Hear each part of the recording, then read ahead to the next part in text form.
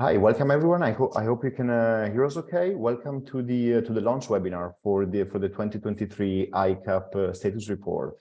My name is Stefano De Clara, and I'm the head of the ICAP Secretariat. And on behalf of the ICAP Secretariat, but also the broader ICAP membership, I would like to welcome you on the webinar, and also thank you for taking the time to be with us today. We do have quite a lot of ground to cover, both in terms of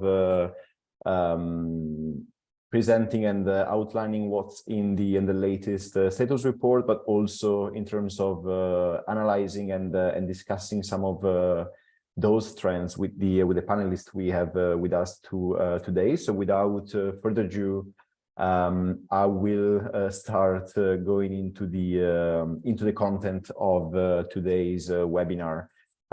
Just as a quick reminder on housekeeping before we get started, the webinar will be recorded, and the recording, together with the slide deck, will be made available on our website, where you can obviously also find the full report. It's already online, so hopefully you had a chance to look at it already.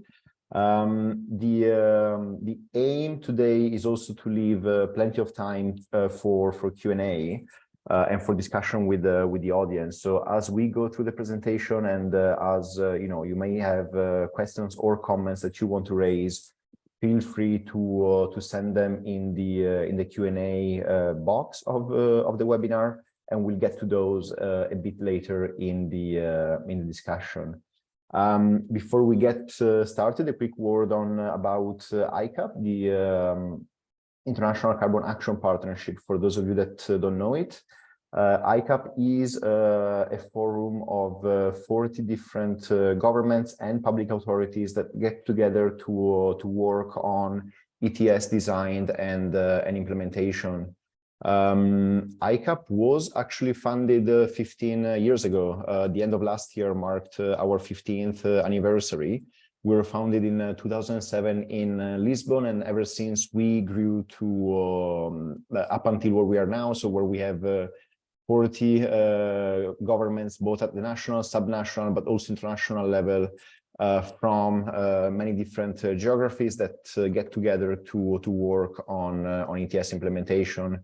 Under the ICAP activities, we've organized training courses where we trained on ETS more than 1,000 individuals. We've organized webinars, workshops, and meetings. We've organized events around the COPs, and we've released a substantial number of publications on all aspects related to the implementation of emission trading systems. And I would encourage you to go on our website to find out more about ICAP and about the work that we do. This is not the only anniversary that we are celebrating this year, because the current edition of the status report, so the one that we are launching today, is also marking the 10th anniversary of the ICAP status report, which over time became the key publication in the ETS space, and the go-to publication for up-to-date information on emission trading systems around the world. And given that we are celebrating the 10th anniversary, this is also a good opportunity to look back and see what it changed in the ETS landscape over the last decade. And since we published the first status report back in 2014, the number of emission trading systems in operation around the world more than doubled, growing from 13 back then to the current 28 systems that we have in operation today. And so did also the global share of emissions covered by an ETS cap, which went from 8% back then to 17% today, as we will see later in the webinar. Beyond the numbers, I think it's also quite interesting and fascinating to look back at what were the main themes and topics that were discussed a decade ago, and compare them with the topics and themes that we are grappling with today. If you look back in our website and open the 2014 status report, you will see that the foreword opened by shortly noting that despite years of international negotiations, a comprehensive global agreement to halt climate change remains elusive. That was, more or less a year and a half before the Paris Agreement came to be. In the signed articles and in the fact sheets, policymakers from the European Union were reflecting on the debate around the backloading measure in the EU ETS, which was aimed at reducing oversupply and counter the low prices that the system was witnessing back then. I think price levels around that time were below €5, and as we all know, they went above €100 a ton just a couple of weeks ago. Also, in the first report, we were looking back at the first few months of operation in the Shenzhen carbon market, which was China's first pilot ETS, and as we all know now, China went on to launch a national emission trading system now. And just to give another example, back then we were reflecting on the first few years of operation of the California and Quebec system, and we were waiting for the operationalization of the linkage between California and Quebec, which has not long ago celebrated the 10th anniversary. So a lot of what back then was brand new and that was news is taken for granted today, and instead the global emission trading systems are looking ahead at the role that they will play over the next decade, and further down the road at the role that they will play in achieving net zero emissions by 2050. And in this spirit, it's also interesting to look at what the recently launched IPCC report says about where we are with the fight against the climate change and with the role of carbon pricing instruments in that effort. Just quoting the report says that where implemented, carbon pricing instruments have incentivized low-cost emission reduction measures, and also, quite importantly, in the context of the current energy crisis, the report also says that equity and the distributional impacts of such carbon pricing instruments, such as, for example, carbon taxes and emissions trading systems, can be addressed by using revenues to support low-income households, among other approaches. And this is also a key element that we are seeing across many different systems today, and that we will look into later on in the presentation. But there are also challenges, obviously. First of all, the IPCC report stresses the urgency of rapidly reducing emissions across all sectors in the coming decade. And in the context of the role of carbon pricing policies, it also mentions that these policies have been less effective on their own and at the current price levels to promote higher cost measures necessary for further reductions. So the challenge remains, and it's important to take stock of where we are today and what the future challenges will be, which is what we are here today for, really. And we are quite happy to do that in the context of the newly released ICAP status report. So again, you can find it on our website. In there, you will see a foreword by ICAP co-chairs, 7 signed articles that reflect on key ETS developments from key ETS experts and also key ETS policymakers. You find infographics that condense in a visually accessible information key trends behind the implementation of emission trading systems worldwide. And most crucially, you will find 48 fact sheets containing key information on all the emission trading systems in force under development, or being considered worldwide. And the executive summary is also available in different languages. So what we will do today to do justice to all of that and try to convey the key messages to you will be to first go through a presentation of what the key finding and key messages of the report are. And for that, I will be joined by my colleagues Anastasia and Teresa from the ICAP Secretariat. And then after that, we will go into a panel discussion with representatives from key ETS jurisdictions that will share updates on their systems over the last few months. And as I've mentioned earlier, we will also make sure to leave plenty of time for Q&A with the audience. So bear with us, but later today you will be able to ask any question you have or make any comment you would like to make on our presentation or what panelists will share. With that, apologies for the lengthy introduction, but there was a lot to set the scene for, and I'll give the floor to my colleague Anastasia to kick us off with the presentation of what we observed in terms of key ETS trends over the last few months. Anastasia, over to you. Thank you, Stefano, and hello, everyone. It is a pleasure to be presenting the main findings of our status report to you together with my colleague, Teresa.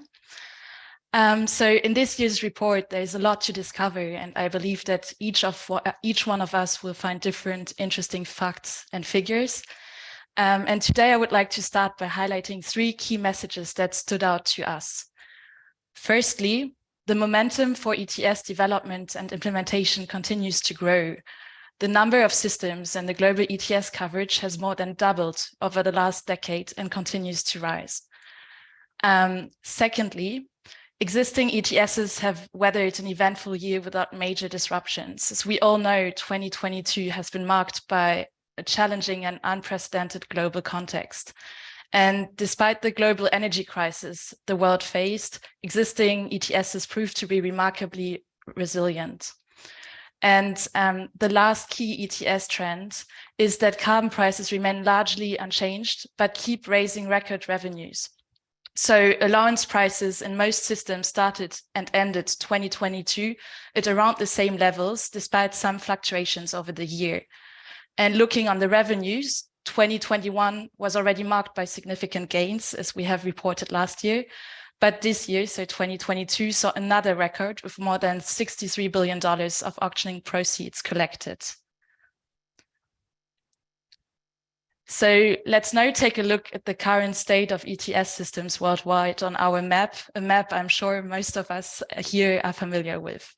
There are now 28 systems in force that you can see in blue on the map, up from 25 last year. So this year we welcome Washington State, Austria, and Montenegro on the list. Additionally, there are 8 systems being developed and 12 under consideration that you can see in green on the map. And there's a lot to unpack on this map, and I could spend hours talking about this map, but I will only present some of the most interesting developments today, starting with Europe. So first on the European Union, 2022, as most of you are aware of, has been a busy year for the EU, as the Parliament and the Council agreed to a major reform of the EU ETS in December. This reform includes a tighter cap for the covered sectors, as well as a phase-in of the maritime sector from 2024. And the EU also decided to introduce a carbon border adjustment mechanism that we have been talking a lot about this year, as well as a new ETS for buildings, road transport, and process heat in industry in the coming years. And we are very happy to welcome Mette today, who will dive deeper into those recent EU developments later today. Important developments also took place in the United Kingdom. So the UK launched a major consultation on ETS reforms to align with its net zero target. And Joe, who is also present in the panel, will surely give us more insights on the outcomes of the consultation. And last in Europe, we have seen important developments in Turkey. So Turkey held its first climate council, which recommended the launch of a pilot ETS in 2024 to align with the country's net zero target. So moving on to the Americas now, starting with Washington State, one of the newcomers in this year's status report. So following a year of intensive preparations, Washington State's new Cap and Invest program started operating in January of this year. And it is now exploring the possibility of linking with other cap and trade systems. And Luke will maybe tell us more about this very exciting launch of the Washington State system. Next comes California. So in December, California adopted its final 2022 scoping plan and is reviewing its cap and trade system to align with its emission reduction targets. And here again, I'm very happy to welcome Mark on the panel later to dive deeper into those developments in California. And finally, I want to say a few words on Mexico, because this year, the operational phase of Mexico's ETS started, so in January 2023, and regulations for the system's operational phase are expected to be published in the first half of 2023. So now moving on to Africa, as 2022 saw the first concrete steps towards compliance emissions trading in Africa. Indeed, Nigeria started activities towards establishing a national ETS. Key design elements such as the timeline and sectoral scope are yet to be decided. Finally, I would like to look at the Asia-Pacific region, because we have seen one of the most important developments there that took place in India. The Indian government took steps to establish a national carbon markets in 2 phases, starting with a voluntary market in summer 2023 that will be followed by a mandatory compliance market for regulated entities. And last but not least, things in the ETS space moved so quickly that we already had new developments after we closed the report. In February of this year, Indonesia launched a mandatory intensity-based ETS for the power generation sector, initially covering 99 coal-fired power plants. So, of course, there are many more important developments that you can find in our status report. But that is it. That's it in a nutshell from my side on the map. On this infographic, we see the development of greenhouse gas emissions being covered by an ETS since 2005. The growth of ETS coverage has been remarkable over the past years, with the percentage of global emissions covered by an ETS rising from 5% to 17% at the beginning of 2023. In addition, the number of ETS systems in force has increased, with 3 new systems in Washington State, Austria, and Montenegro, bringing the total to 28, as we already mentioned. And currently, jurisdictions making up 55% of global GDP are using emissions trading, and almost 1/3 of the global population now lives under an ETS in force. So those numbers indicate that policymakers around the world are accelerating plans to decarbonize using their ETSs to help achieve those climate goals. And we will now dig a bit deeper into the details. And for this, I will hand it over to my colleague, Teresa. Thank you, Anastasia. So I will go on with our favorite slide to show the diversity of emissions trading systems that are in force right now. And let me start by pointing you to the outer circle of this infographic, where we show the share of emissions of a jurisdiction that is covered by the ETS. And there we can see like a broad range from 8% of the Massachusetts ETS to 87% in Nova Scotia. And of course, the focus of this graph is on the sectoral coverage, with most systems covering the industrial and electricity sectors traditionally, but also like there are more and more systems right now that are covering other sectors, especially buildings and transport. And yeah, we have been seeing that sectoral expansion is one of the key topics in the ETS policy debate, and rightly so, because as Stefano has pointed out, the IPCC report just highlighted again that urgent climate action is needed in all sectors. So on these graphs, we highlight the development of allowance prices. You can see on the left side, there are the price developments in all the systems in place since 2008. And we can see here that we have had these major increases in many systems over 2020 to 2022. And then on the left, on the right side, we zoom into 2022, where we see that the price level has been quite stable. And I think this is a very good sign, because this shows the maturity of ETSs in turbulent times, as Anastasia has already pointed out. So, and here we want to zoom in a bit closer to the relationship between carbon pricing ETSs and the energy crisis. And we've done this in a way that we present these 5 graphs for different regions, where we show the consumer price index. This is the blue curve, presenting the standard basket of consumption of goods, and therefore being an indicator for inflation. The orange curve shows the energy component of this CPI. And in green, we show the developments of the allowance prices. And we've normalized these 3 variables to 100 in January 2022. And we show here the development from January 2021 to December 2022.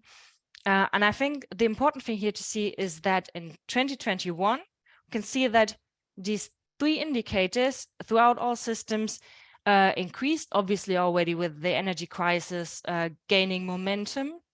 But then in 2022, the development got separate ways.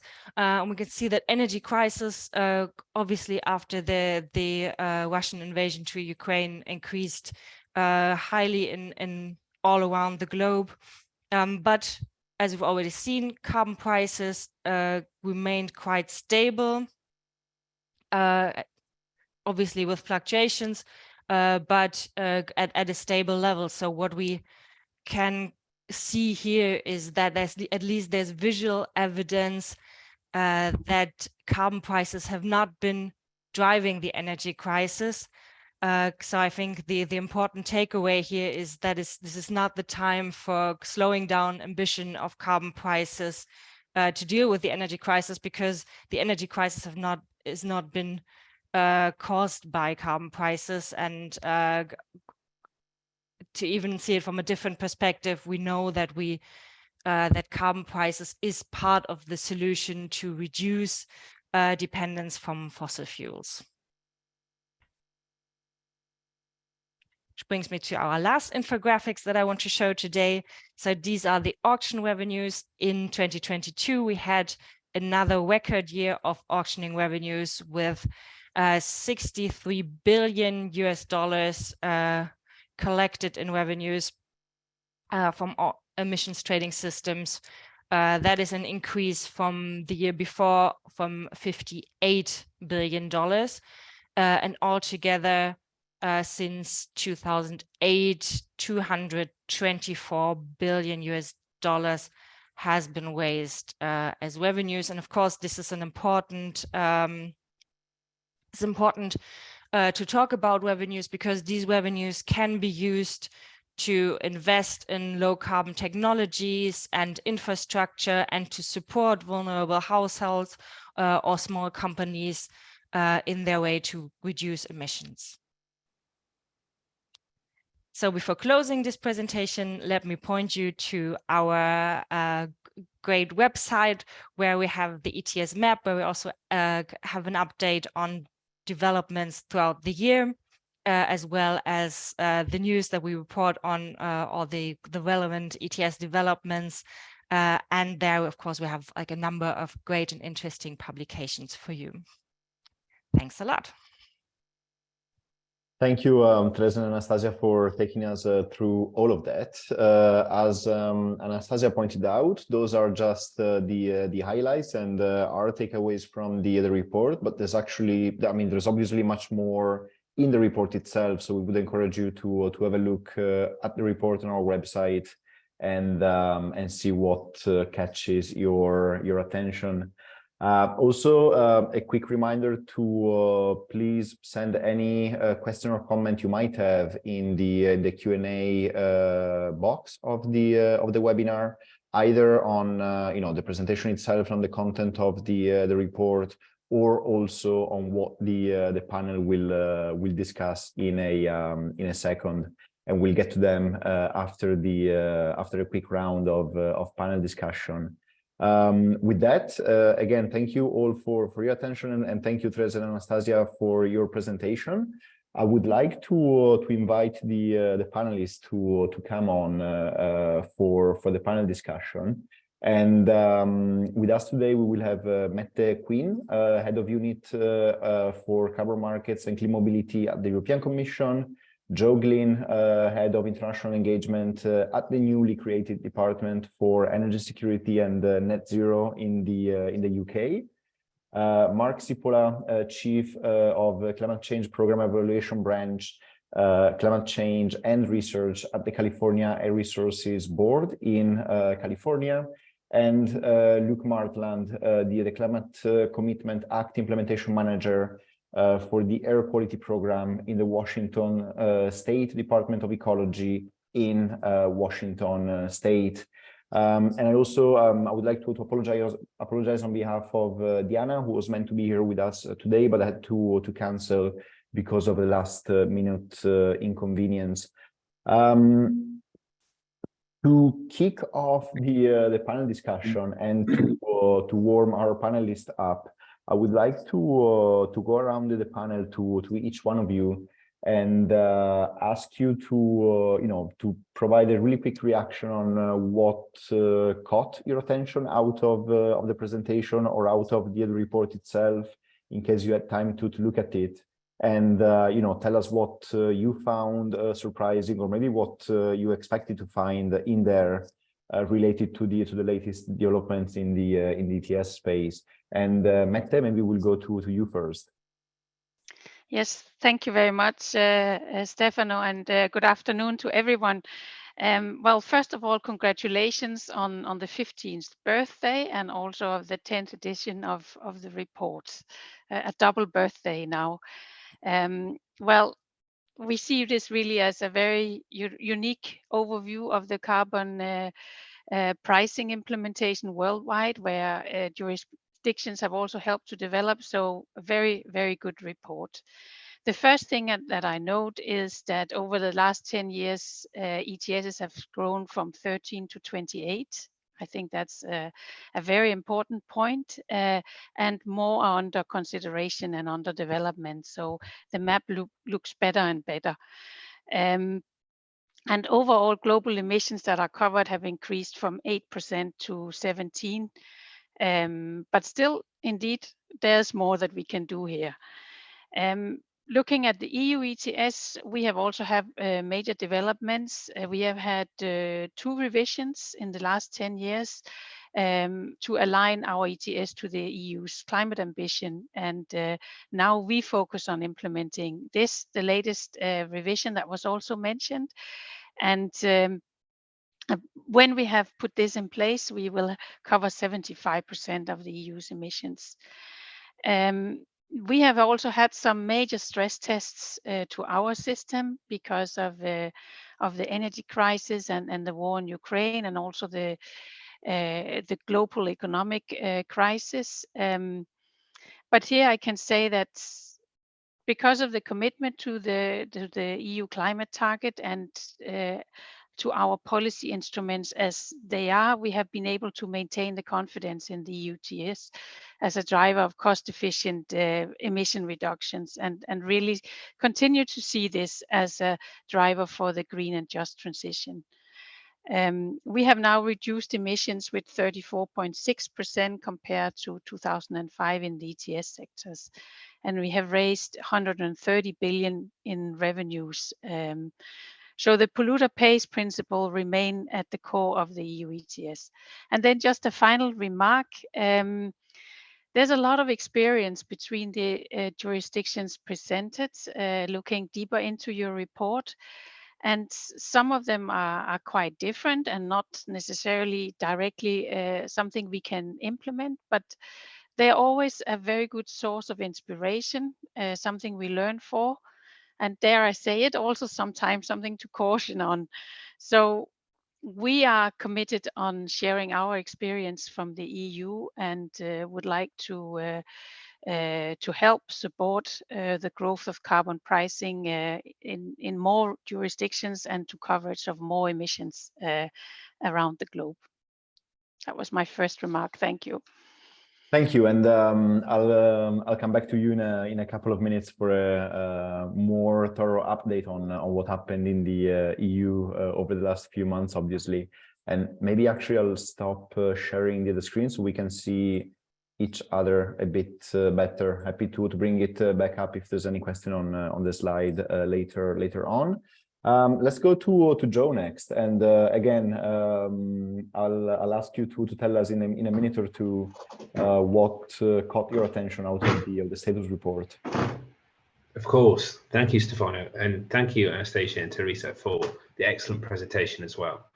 The first thing that I wanted to reflect on actually is the impact that ICAP is having. It's excellent to see, and your initial talk at the beginning, Stefano, really drew that to my attention and made me reflect on the year that's gone by. I was thinking back to the summer school, ICAP's flagship training course, and how that reached participants from over 6 continents.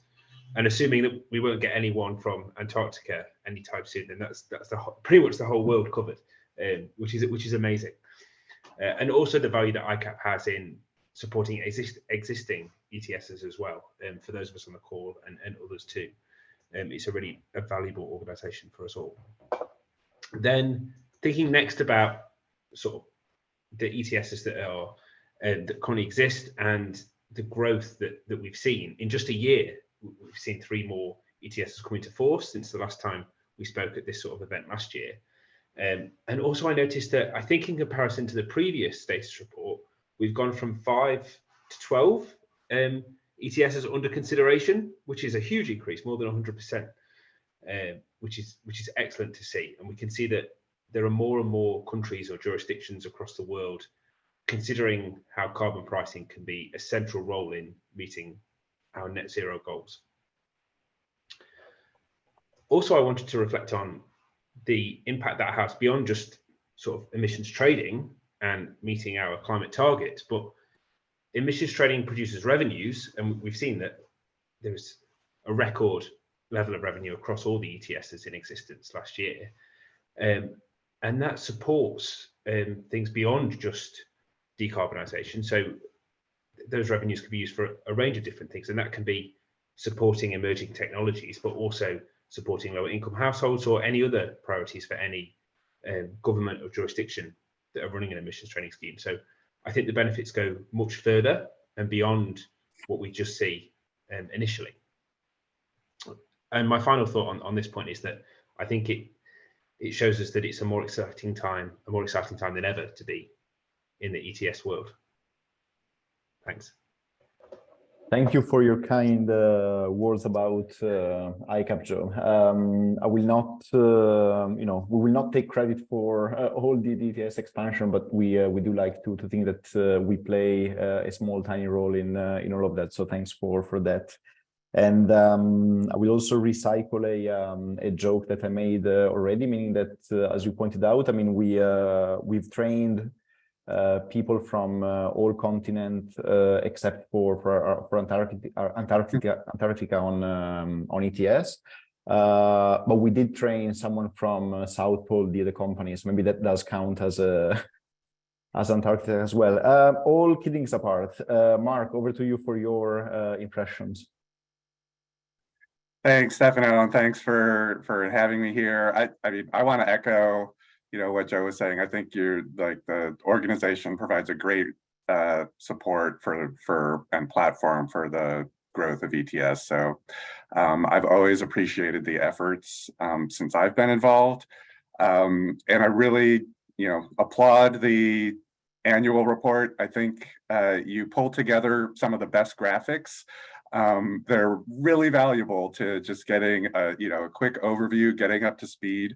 We in California really value partnerships, and we have lots of engagements with jurisdictions throughout the world, and it's a really valuable resource for us to get up to speed quickly, a basic understanding of where some other jurisdictions are coming from sometimes. And so, congratulations on releasing the report, and thank you for your continued efforts.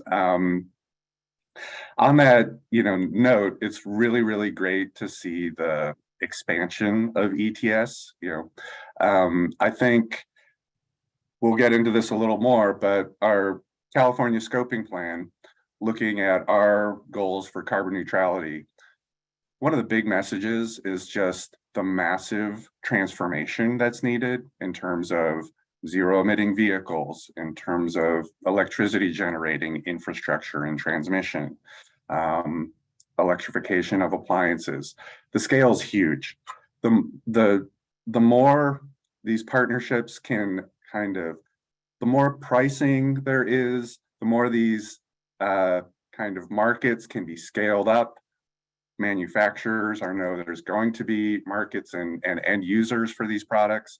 So I think, we're still on the verge of flipping these, but all of this growth in ETS is what we really need is the scaling of the actions, right? The scaling of moving towards low emitting technologies. And, I think this just continues to advance those markets. And as we see alignment, relative alignment in taking actions, that's going to be a really important part for kind of unlocking that scaling. So it's great to see that progress, and I'm really hopeful. And then, the comments earlier on just the durability and the resilience in times of, in California, we've had moments of political uncertainty around our program, which, we can discuss, but that we've been able to endure those. It's really interesting to see the kind of durability and resilience that was demonstrated over the last year during the energy challenges in Europe and elsewhere. So, I think those are really strong messages. And then I see Joe, I was just talking to Joe last week, I think, or maybe the week before, about emissions leakage. And, that was kind of a world that I focused on a lot in the California program. And, this expansion of carbon pricing throughout the world has implications for emissions leakage. I think what I always say, the silver bullet for solving the leakage problem, which is really challenging, is kind of carbon pricing throughout the world. So, it's an interesting element, I think, that to pay attention to going forward. And just to see the growth in the programs and the way you presented it is, it's exciting, and it brings some optimism. So I'm very thankful to see the report. So congratulations. Thank you, Mark. I was told that we unfortunately lost Luke in the process. He was on earlier in the webinar, but his Wi-Fi dropped. So let's see if we can reconnect as we go. But I think we can dive into the panel discussion in the meantime. And I think all of you started to wade into the content of what happened in your jurisdictions already. So without further ado, let's dive into it further. And I'll start with Mette. And obviously, as we all know, there were a lot of headlines, news, and actual substance coming out of Europe and out of the European legislative process over the last few months. So I would ask you, Mette, to give us a quick overview of what happened in Europe, and especially in the EU ETS over the last few months. Over to you. Yes, thank you very much. I will then try and share my screen. This one. You see it now? It's loading. Yeah, we do. You do. Okay, so thank you very much. Indeed, a quick update of the main developments in the EU emission trading system. A lot has changed with the new revision that we have agreed to politically in December, and which we hope to adopt now in the Parliament in April and in early May in the Council, and then start to implement. Do you see the second slide? Did it change? It's still on the title one. Ah, yeah, now it's the second one. Now it's there. Okay, it takes a little time. So yeah, you will see it's the main element is that we have the European climate law, and as the first step to implement the -55 towards the climate neutrality by 2050. By 2030, we have to achieve 55% reduction, and that means that we have to have contribution across all sectors, and we had to strengthen the role of emission trading. We had to make the existing ETS more ambitious, and we had to add new sectors. So what did we do? On the existing emission trading system, we have strengthened the cap. By 2030, we currently have a cap of reduction of 43%. This has been increased to 62% by 2030. This we do by having two major cap reductions in 24 and 26. We have a steeper or an increased linear reduction factor, and then we have included maritime into the ETS as well. Without going into all the details, we have strengthened the market stability instrument, the market stability reserve, and we have also reinforced the measures we have for excessive price control. And then another element is that we have adjusted the free allocation, not enormously, but a bit. We would phase out free allocation for the aviation sector by 26, but also for industry, free allocation will be dependent on them implementing other things. You don't just get free allocation any longer. The installations have to implement energy audits, and if you are among the worst performers, you also have to prepare and implement decarbonization plans to receive full free allocation. Then the major big new things is the new ETS2, as we often call it. It is a separate ETS that covers buildings, road transport, and also combustion fuels used by industry that are not covered by the existing ETS. It's an upstream system, so that's the fuel suppliers that will be the compliance entities. We have introduced this new, basically to have a more level playing field. We already had 30% of the building heat emissions covered in the existing ETS. Electric vehicles, of course, were already included, but not the rest of the transport sector. And also large part of industry fuels were already covered by the existing ETS. So it will be more level in all the sectors by having the new ETS. The calculation is that the building and road transport sectors can contribute 45% of the additional emission reductions that we need by 2030 in these sectors. So you may know we have national policies to achieve for road transport and buildings the adequate emission reductions, and by introducing the ETS we really can cover 45% of these additional reductions needed. And also, in order to have the cost-effective contribution, this emission cap is set, so we have 42% reductions from these sectors by 2030 compared to 2005.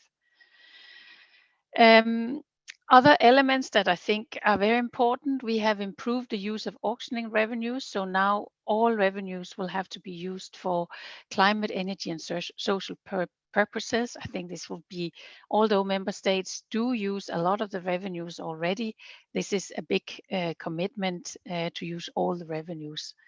We have increased the resources that go for innovation in the ETS sectors and also to help the energy transformation in the lower income member states. And then we have a totally new instrument, and that is to ensure the just transition with the new ETS. We really will get to the consumers with extra costs. So we are setting up a new social climate fund to support the vulnerable household, the vulnerable transport users and micro enterprises for the extra costs that they will get as an impact of the new ETS.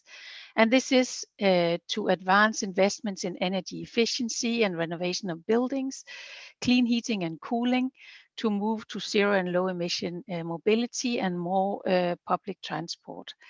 And then 37.5% of these funds can also be used for direct income support to these vulnerable household users and transport users. And this was all a very, very brief overview of what we have just changed in the EU ETS in Europe. Thank you. Thank you very much for that, and I thought it was an excellent overview of a really big and complex file, or rather files that were approved in Europe over the last few months, and I see questions on those already. So we'll come back to you in a few minutes with as part of the Q&A. I would like to go to Joe next and basically ask you the same thing. So can you please share us what were the main developments in the UK over the last few months? Thanks, Stefano. Of course, it's a pleasure to talk to some of the things we've been doing, and also it's great to see the work that's going on in the EU. Meta is really interesting to hear about, and it's been really well received over here.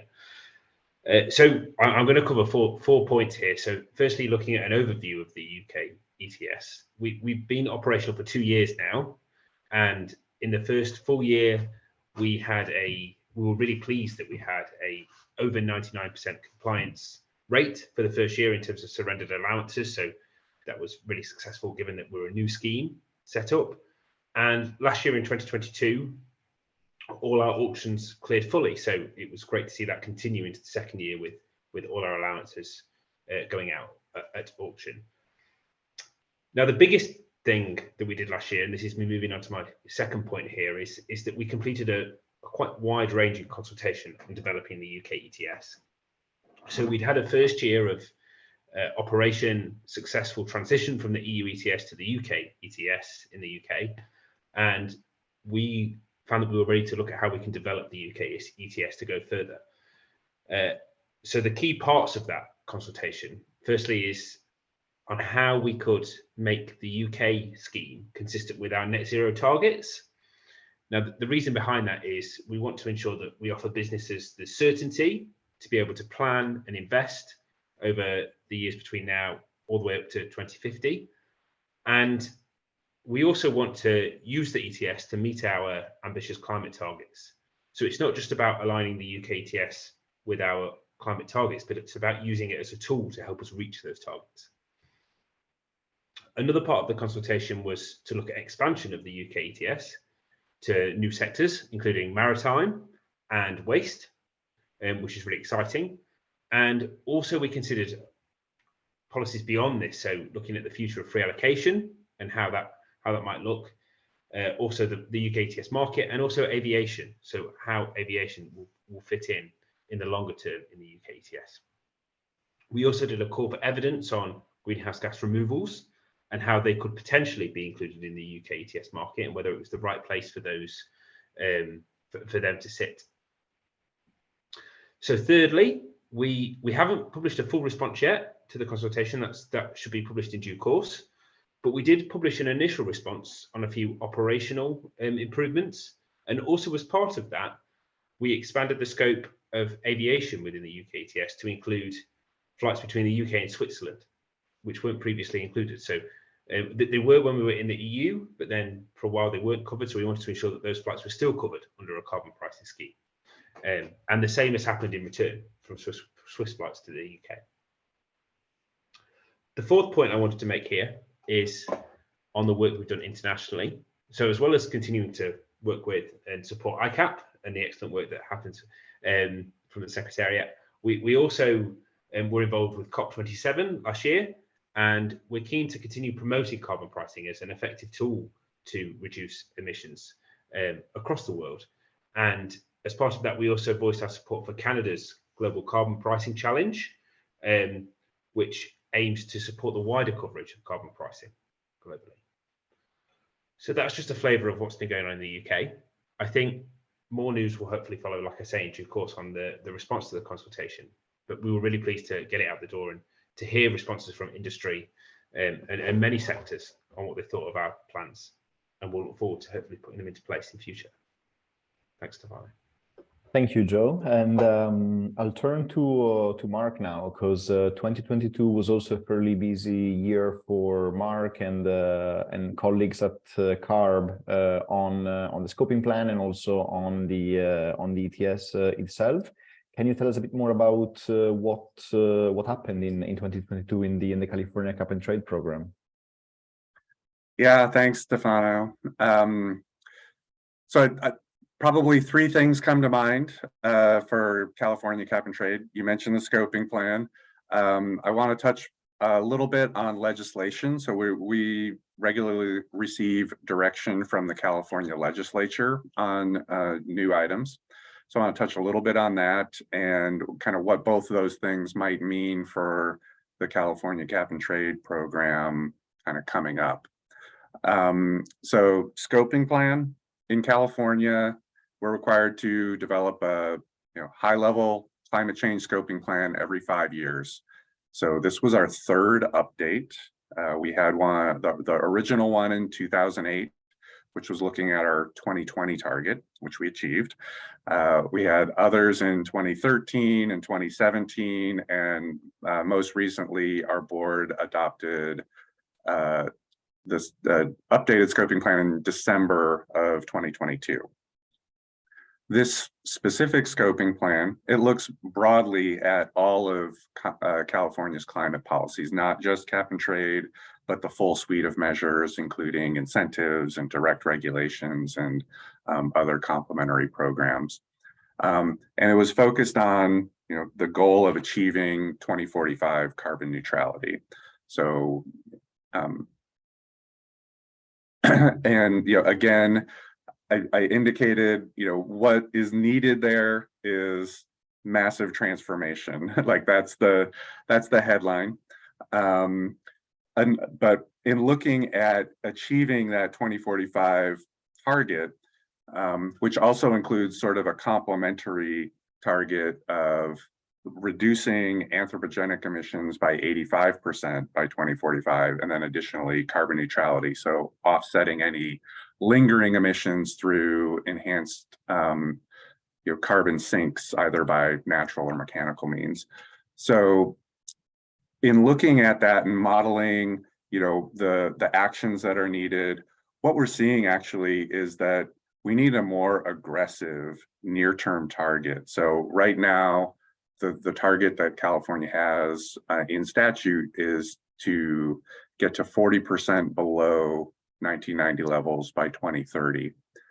What we're finding by the outcomes of scoping plan modeling is we actually need to come in a little more aggressive than that in 2030 in order to meet that 2045 carbon neutrality target. We're seeing somewhere around 48% to have us, set up to achieve 2045 carbon neutrality. So we're going to be taking a look at that in the coming months and years. But continuing on the scoping plan, I mentioned the massive efforts that it's going to take in terms of, I think it's something like 4 times the solar and wind generation capacity. It's like 6 times the number of electric appliances in homes. It's 37 times the number of electric vehicles on the roads. It's massive transformation, something like 3 million acres per year of improved practices in managing our national and working lands. So there's, that's a lot of investments that are needed, but it also brings, huge benefits. We're talking about reducing, fossil fuel use in buildings by over 90%, liquid petroleum fuels in vehicles by well over 90%, reducing the methane emissions from our agricultural practices, reducing wildfires. So with all of these investments, there's the GHG benefits, but there's also additional benefits that come along with that. And then, looking at, again, the scoping plan is looking at all of California climate policies. So cap and trade plus our other programs like our low carbon fuel standard, our advanced clean car standard. So focusing on, the legislation that happened last year. So it was good to see the scoping plan process. There's robust conversation throughout well over a year and a half of public consultations, discussions, modeling, to see that come to an endpoint with a solid plan for our future. It's helpful to have that framing. And a couple legislative actions happened in California last year. First, Assembly Bill 1279 set the firm target for carbon neutrality by 2045. And there was also legislation to give CARB authority on establishing a carbon capture and removal program and storage. So, CARB through that is given broad authority to establish standards to, we'll use for accounting, for mechanical means, nature-based means for removing carbon dioxide from the atmosphere to achieve the carbon neutrality targets. Sort of envisioned as a one-stop shop to help maybe streamline some of the challenges with permitting and other factors that have been kind of barriers to moving forward with carbon capture and sequestration. So, regarding the program itself in 2020, it was really kind of cruising along. There weren't any major updates. We just continued with our kind of robust monitoring, reporting, verification. We had very high compliance rates. Auctions were smooth, had an active secondary market, healthy offsets program. And we continuing to see, downward trends in emissions, big picture. We did post a market notice just about a month ago now, which, given the context of the recently adopted scoping plan and the need for potentially more aggressive targets, is providing notice that, in the coming months, we're going to start to look at the cap and trade program and some factors of how it might need to be adjusted to, to factor in the recent findings and modeling that we were seeing in the scoping plan. So it's on our webpage, but it discusses potential evaluations of our current allowance supply, our annual caps that we have, some closer looks at things like leakage in the industrial sector and the electricity sector, an evaluation of incorporating carbon capture and sequestration into the program, among a handful of other things. So that's on tap for the rest of this year and a little bit beyond, I think. Not a lot of changes into the program in 2022, but there will be evaluations and processes going forward to take a closer look in the context of that scoping plan modeling that we did. Thanks for the great overview, Mark. And we do have already excellent questions flowing in.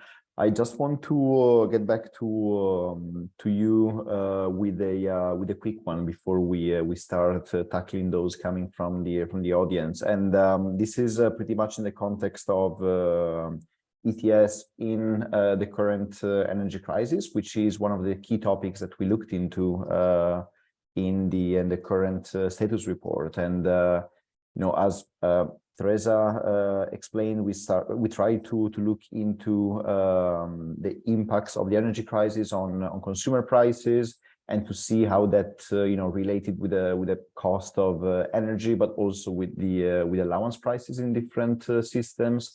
But I wanted to get your take on you know, basically what impacts the energy crisis had on your systems, or you know, in the discussion around it, and you know, what measures were in place to, or will be put in place to make sure that negative consequences will be avoided. And let's start again with Mette. Yes, thank you. So indeed, the increased energy prices was a stressful period for the ETS. There was from certain sides a text that we must, you know, we must lower the carbon price. We have high energy prices. We can't also pay the carbon price. So there was definitely some pressure in Europe. But I think there was also a very big understanding that the way out of the crisis is to ensure that we go for as fast as possible energy transition that we can.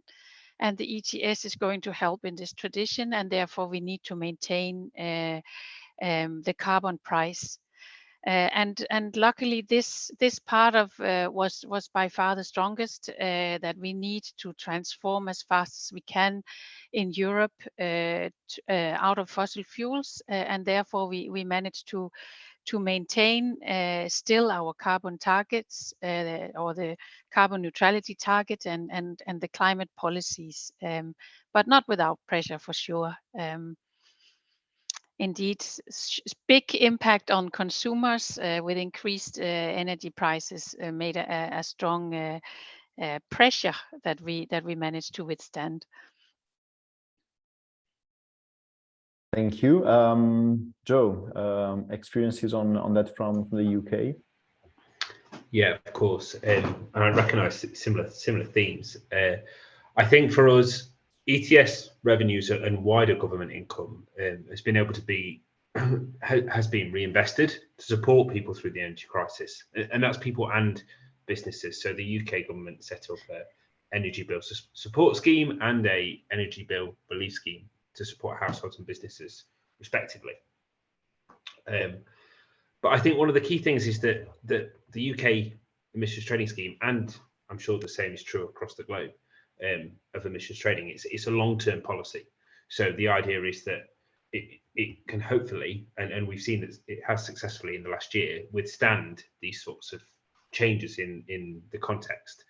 And over the last 20 years in the UK, renewables have increased largely, and that's the time period that the power sector has been subject to a carbon price, and we've seen that reduction in our dependency on fossil fuels, which is really excellent. And I think for us, by as I mentioned before, offering that longer term certainty on the cap for the UK ETS, that should hopefully send a clear signal to businesses to invest in sort of decarbonisation technologies, and to move away from the use of fossil fuels and the dependency on those alternatives that have been historically the approach that's been taken. So yeah, so as well as that support utilising government income and ETS revenues, we've also looked at how we can ensure that we are sustainable in the future. Thank you, and over to Mark for the Californian take on this. I can maybe offer a slightly different but related view. I think any impacts on the European energy crisis were muted in California. However, for the past several months, in California, we have had extremely high natural gas prices for different reasons. Those are being explored, but it seems to be a combination of, entering the kind of winter, say last autumn, with relatively limited storage. We had a very cold winter for California. There was we import a lot of our natural gas from other parts of the United States, specifically, parts of the Mountain West and Texas, and there are pipelines that deliver to California. Some outages in those pipelines meant limited supplies.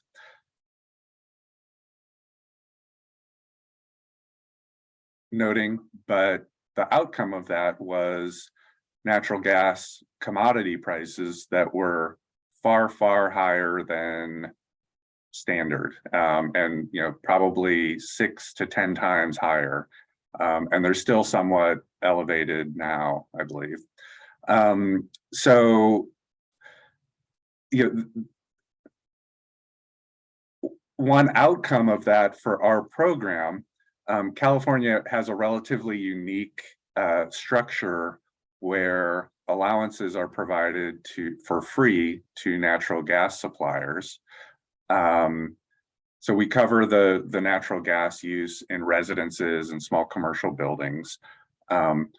We provide free allowances to the suppliers of natural gas to those residences. Those gas suppliers are required to consign to auction, and they receive the proceeds from those auctions, but we oversee the use of those proceeds. And one of the primary uses is flat credits to consumers to help, it's an equity measure to help offset the increase in rates, and provide some cost relief, especially for some of the lower income households. And we had to work to explain and describe the differences for that mechanism of returning value to the end users as protection for our program, and the distinction between the pricing from our program with these broader economic, kind of supply issues that we were experiencing because of down pipelines and limited storage and elevated demand. So, it's a completely different scenario and causes, but there's some analogies there where the systems need to respond to these external factors to kind of and maintain resilience and maintain kind of clarity of the message and the political support that can come with that. So we ended up at, there were discussions about shifting the timing of some of the flat credits a little bit forward in the year to help offset the costs that consumers were facing due to these external factors. So there were interesting conversations. That's not necessarily the purpose of that mechanism of providing value from the cap and trade program to the consumers, but politically, that was a decision and an outcome that we followed through on. Thank you, and I'll go now to the questions we got from the audience in through the Q&A function. And actually, I'll take the first one because it relates to how we write the report. There's someone asking why Australia doesn't show up in the map, even though they have a system. And I think it's worth clarifying that both as ICAP overall, but also especially in the context of the status report, we focus on cap and trade systems, so on mandatory cap and trade systems. Like, for example, Australia does have a system, but that is not, cannot be classified as cap and trade. But the way it works is rather in a baseline and offset mode, meaning that if you're above a certain intensity baseline, you are required to buy an offset to comply. So it is somewhere in the emissions trading spectrum, but definitely not under what we define a cap and trade or an emission trading system. And so it is outside of both the scope of the report, but also outside of what as ICAP we focus on. That will likely change going forward, because we would like to expand the focus of the report to look also at other forms of emissions trading other than cap and trade. In particular, we want to look a bit further into tradable performance standards and intensity-based systems, potentially already from next year. So that might change, and stay tuned as we go about doing that.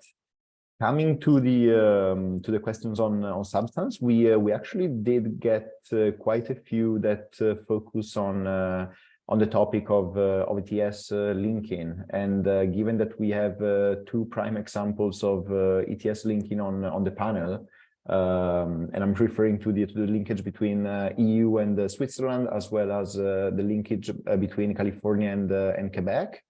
I wanted to turn this question to you, and it is basically a question around whether linking can be seen as the way forward to create more interlinked system going forward, converging towards a regional or global system over time. And also from your experience, what are the practical challenges with the linking process and with establishing a linkage agreement with other jurisdictions, like whether it is a more of a political or a technical constraint or both?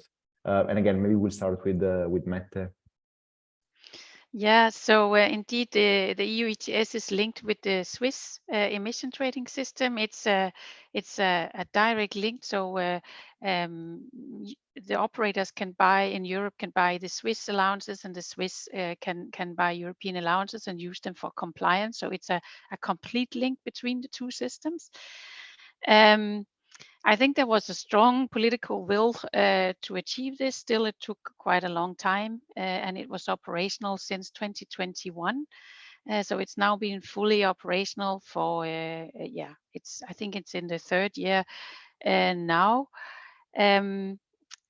It's basically going very smoothly because the EU ETS and the Swiss ETS are very similar, very, very similar. And that is an important element here, that the systems, so also the abatement costs and are rather similar in the two systems. Linking with very different systems, I think is a bigger challenge. So linking where the sectors are very different, and the potential for decarbonization is very different. It's going to be much more difficult. But in the case of Switzerland and the EU, where we cover the same sectors. We have similar also provisions for addressing carbon leakage risk for the industry. And we have similar cap setting, and we have similar linear reduction factor. So we have similar structures, basic structures, and now the Swiss ETS is also introducing a market stability mechanism. So we have very, very strong alignment between the two systems, and it makes them easy to align. Maybe I stop here. Thank you. Yeah, that is really interesting indeed, because as you said, I think linking is easier and more straightforward in principle if the two systems are identical or quite similar, and linking with really different systems can be quite challenging, but at the same time, I think it's also interesting to look at California and Quebec, because that is an example where the two systems are somewhat different in a few different aspects and dimensions, and still they have been linked for a decade now. So Mark, can you tell us a bit more about how that works? I would emphasize the similarities over the differences. It specifically, this is going back 15 years before my involvement, but there was the Western Climate Initiative.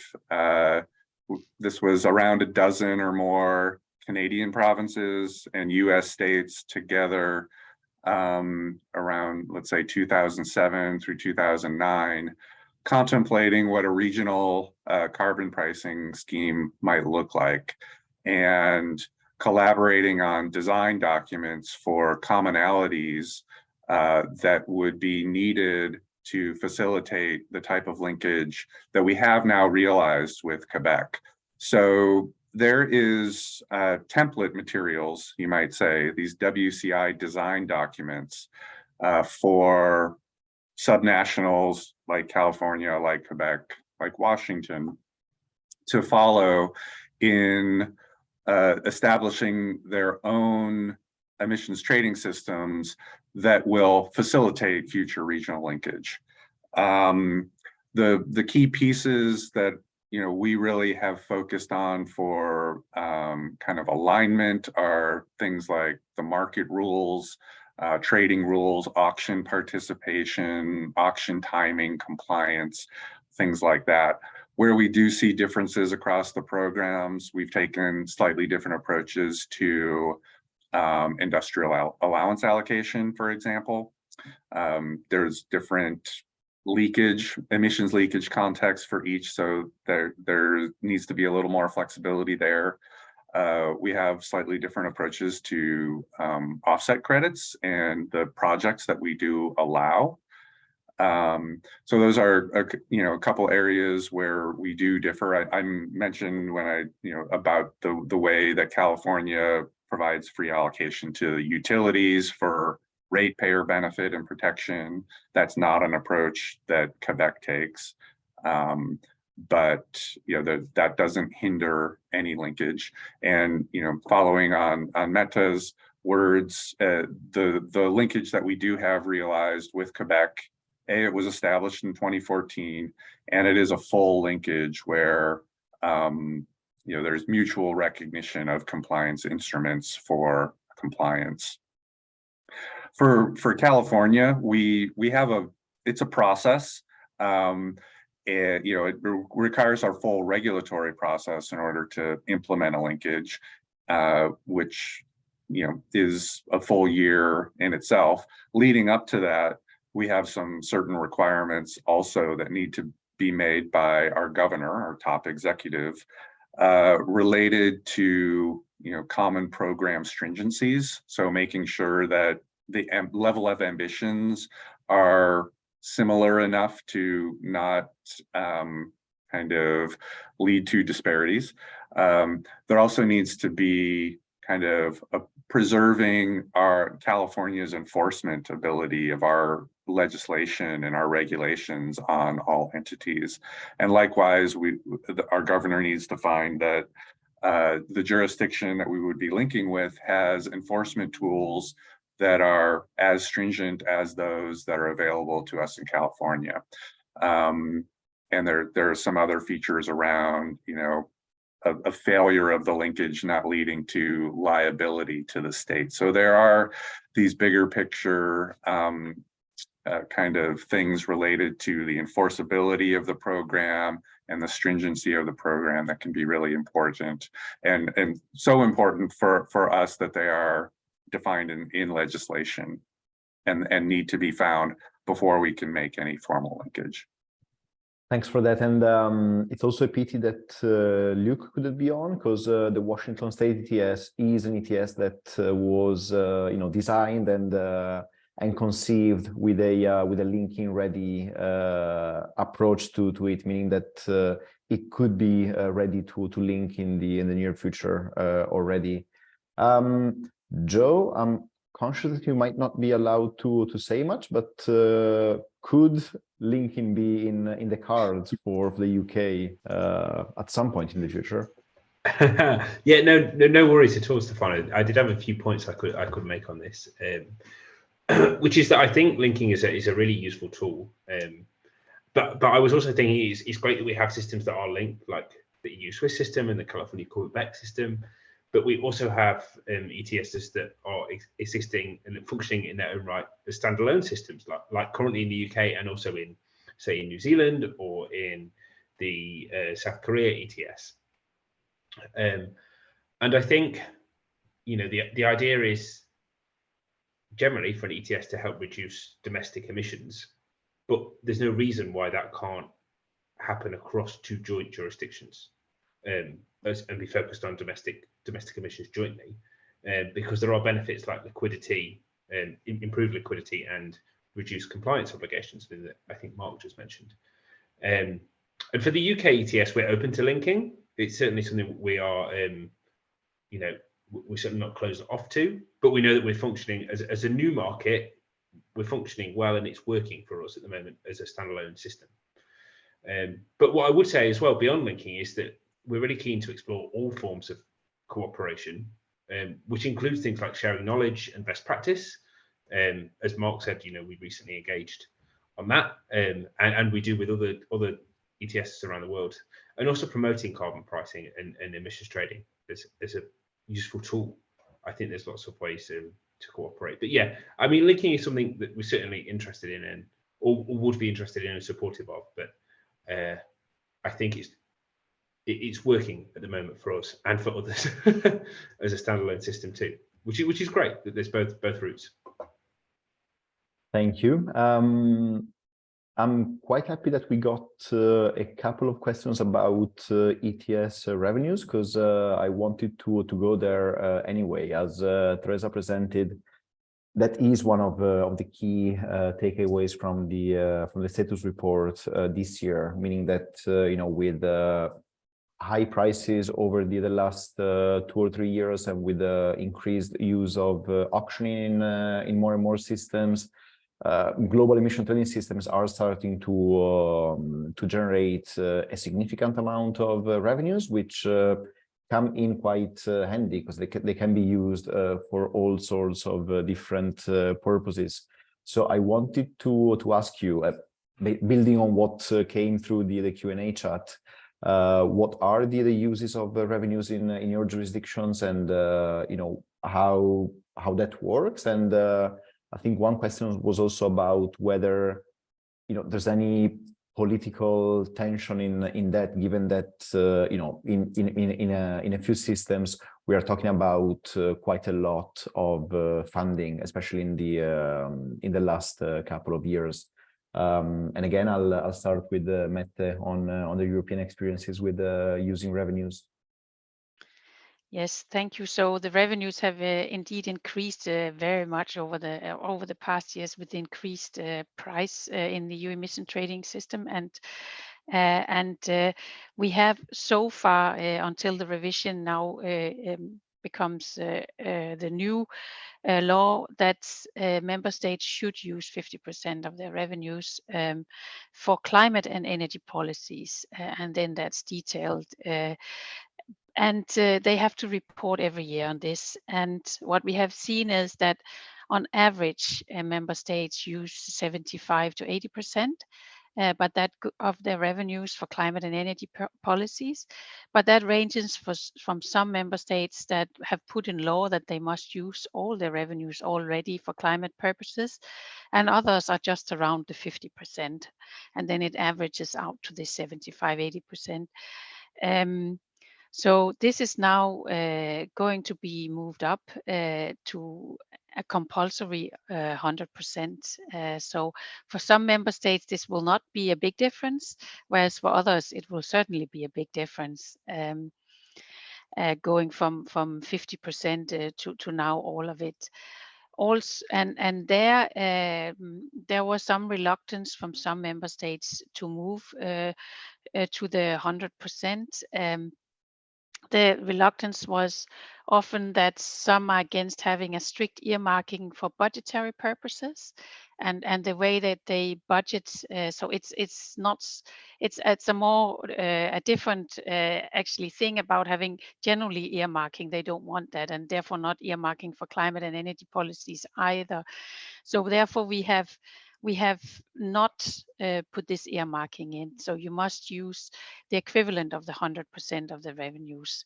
But of course, it can be a little bit hard. We'll have to see how it goes, but it can be a little bit hard to budget up front what revenues you're actually going to receive. So there can be a little bit of a delay in the implementation, but of course there shouldn't be too much of that. But indeed, we look forward to seeing the reports on the full use of revenues for climate and energy policies. Thank you. And maybe if I can quickly follow up on that, do you mind saying a couple of words about the proposed social climate fund? Because that is also could also be classified as use of ETS proceeds for social purposes. Yes, indeed. So in order to ensure that the most vulnerable groups are addressed from the effects of the new ETS, we have proposed and we have agreed on this social climate fund. And in principle, 25% of the revenues should be spent from the new ETS, should be spent for this social climate fund that then will redistribute across member states. So the poorer member states will have a higher share of the revenues in order to address the effects for the most vulnerable. So yeah, so at the moment, because of technical reasons, we are in one budgetary time, one multi-annual financial framework in the EU, and we will shift to another one in 2028. It's not exactly 25% of the revenues that will be going. There's a specific pot put aside. That was the political agreement, but the aim is then as from 2028, it should be budgetized in the EU budget, and then in principle, the 25% should be spent for that. But we now have a pot of 65 billion euros plus co-funding of 25% from the member states. So we reached 86.7 billion euros for the Social Climate Fund, all generated from revenues from the ETS. Primarily the new ETS too. Thank you. That's really interesting. Joe, experiences in the UK with using revenues proceeds. Yeah, of course. Thanks, Stefano. And I'm pleased you touched on this because it's something I meant to mention earlier and forgot. But we in the UK, I think, and I'm sure others are the same, we see the UK emissions trading scheme as one part of our policy package, but it only works with a wider policy landscape to complement the ETS and to incentivize and support decarbonisation. So UK ETS revenues are already used to support key government priorities, including decarbonisation, and that goes to the ETS revenues and wider government income are used to support a number of policy packages, and that includes things like a £1 billion carbon capture usage and storage infrastructure fund to try and increase the mobilisation of CCUS. Also, one of our flagship programs is the Industrial Energy Transformation Fund, which supports industries to invest in decarbonisation technologies. So that's generally the same organisations that are covered by the UK ETS are able to apply for this fund to support their decarbonisation. We also have a large amount of investment in a future hydrogen economy in the hope that that's something that can support the future, a green future. And we also have local industrial decarbonisation support in place. The other thing I'd like to mention is that this year there was or I think actually the end of last year, there was a large review that took place called the Mission Zero Review, which looked at the UK's full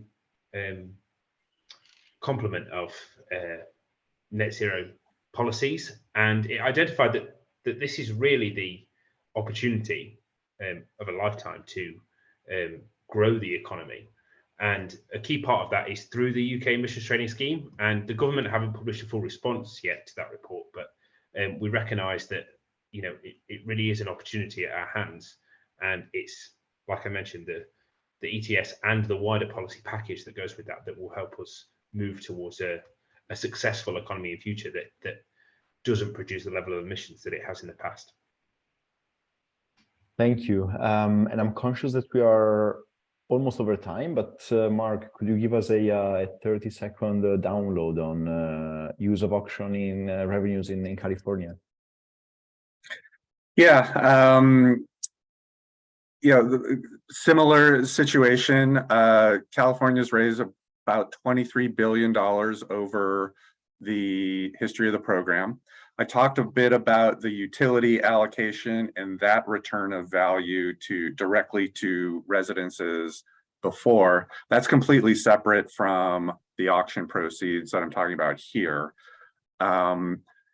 These auction proceeds are directed by our state legislature each year for a variety of purposes. They're focused on reducing emissions, but there are other considerations, namely, investments in disadvantaged communities. So those that have faced historic burdens due to just high pollution burden and other factors. So to date, we've had about 50% of the investments for these GHG reduction programs directly within these disadvantaged communities. And these are things like electric vehicle rebates, weatherizing low-income homes, expanding opportunities for public transportation, preserving and restoring public lands.